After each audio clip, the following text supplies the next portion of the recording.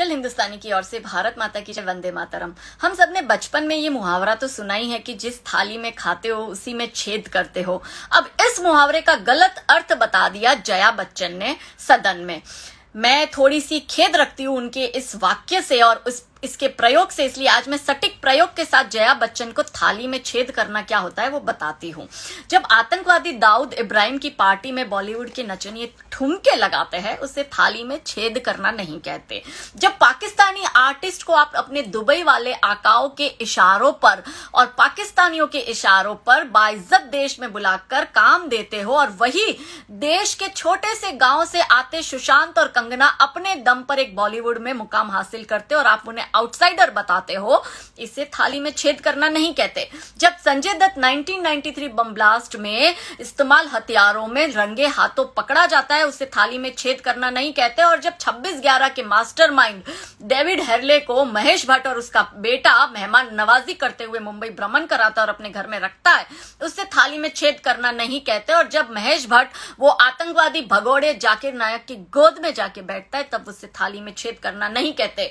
जब देश में आमिर खान को डर लगता है, नसरुद्दीन को डर लगता है, जिस 80% हिंदुओं के देश में उन्हें रोटी कपड़ा मकान इज्जत दौलत शौहरत मल्टी मिलियनर बना दिया, वहां इन्हें डर लगता है। लेकिन टर्की की फर्स्ट लेडी को जाकर मिलकर वहां पे सुरक्षा महसूस होती है इनको, उससे थाली में छेद करना नहीं कहते। जब दीपिका पादुकोण भारत तेरे टुकड़े होंगे नारे लगाने वाले गद्दार कन्हैया कुमार को सपोर्ट करती है, इसे थाली में छेद करना नहीं कहते। और जब आप जैसे हिपोक्रेट बॉलीवुड में बैठकर हमारे महान योद्धाओं पर घटिया सी फैंटेसी मूवी बनाते हो, चाहे वो बाजीराव मूवी हो या पद्मावती हो, और उसी के सामने आप मुल्क जैसी मूवी बनाकर आतंकवादियों को ग्लोरीफाई करते हो या मुगलों को आप ग्लोरीफाई करते हो, जहां आप अब्दुल लतीफ जैसे गैंगस्टर पर रईस मूवी, संजय दत्त जैसे ड्रग एडिक्ट वुमेनाइजर और एक आर्म्स एक्ट के अंतर्गत दोषी करार पर आप उसको विक्टिम दिखाते हो, जब आप दाऊद और उसकी बहन पर हसीना पारकर और अजरुद्दीन जैसे मैच फिक्सर पर अजहर मूवी बनाकर उन्हें विक्टिम दिखाते हो, तब आपको थाली में छेद करना नहीं लगता।